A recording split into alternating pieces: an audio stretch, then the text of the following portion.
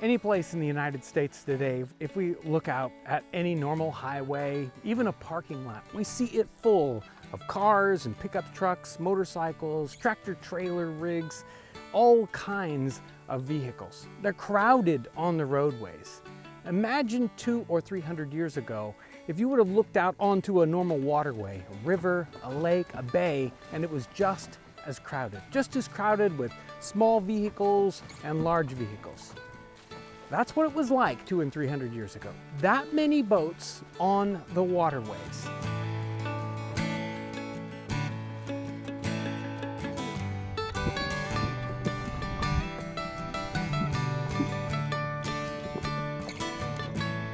Water travel was incredibly important to the 13 colonies, all that part of the eastern part of North America.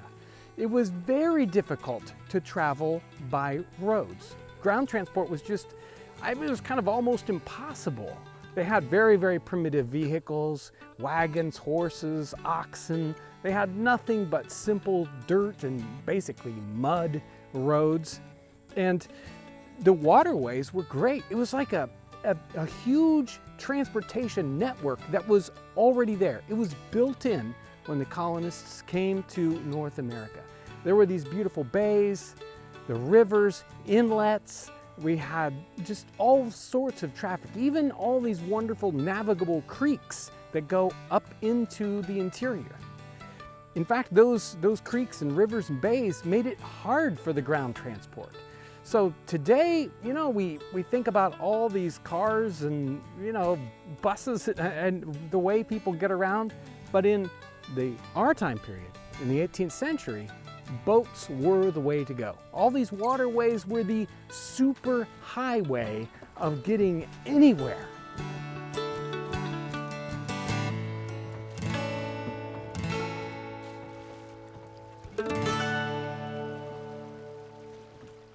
There's a wonderful comparison. There's a journal written in 1704 by a woman called Madam Knight. And she traveled from Boston to New Haven, Connecticut, and then to New York. And she traveled by ground. It took her 5 days to get from Boston to New Haven. And she had trouble the entire way. She went mostly alone. She traveled by horseback. The roads were terrible. She had to ford rivers. She had to find guides because regular people didn't know where you were going. You couldn't find your way easily. She didn't have a place to stay when she stopped. She complained non-stop. And again, it took her 5 days just to get to New Haven. 15 years later, Benjamin Franklin is taking almost that exact same trip. He's going from Boston to New York, a little bit further on down. He travels by ship. He goes around. Takes him 3 days, no problem. He had a relaxing trip, had fun the entire way. It's just this wonderful example. And of course today, you'd go by road and it'd take you 4 hours, maybe 5 hours if it was bad traffic. It's just a really, really interesting comparison. Traveling by sea, traveling by any of these waterways is actually incredibly efficient. It takes very little energy to move yourself along by water.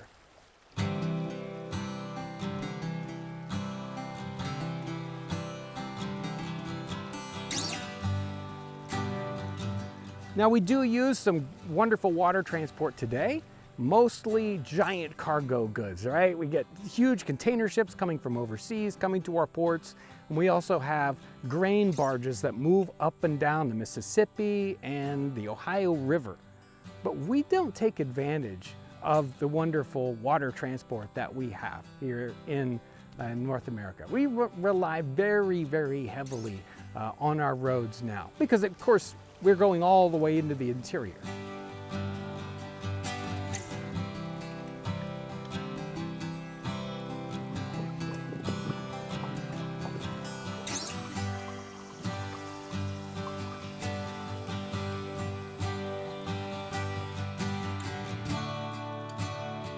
If we look out on the highway today, we're going to see every kind of vehicle possible, right? From motorcycles up to tractor trailer rigs.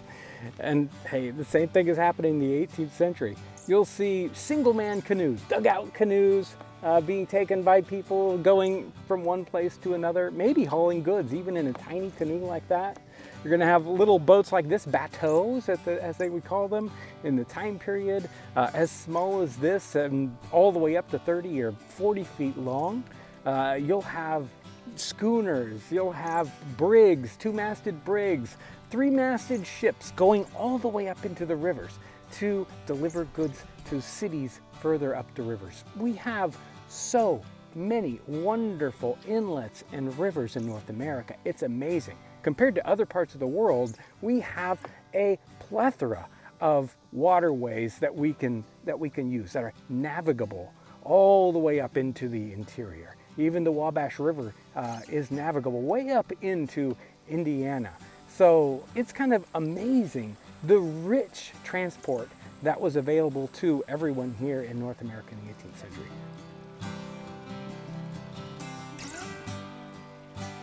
It's one of the reasons why it was such a rich area and could be settled way up into the interior, because roads are very difficult to make.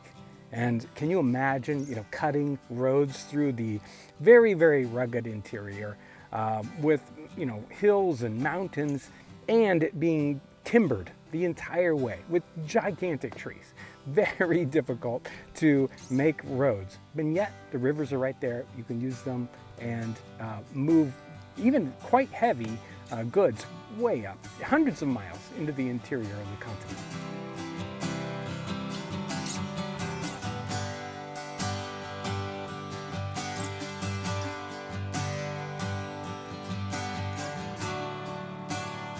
As somebody who's sailed in small boats for more than 35 years, I yearn for the day when small boat sailing is more than just simple pleasure.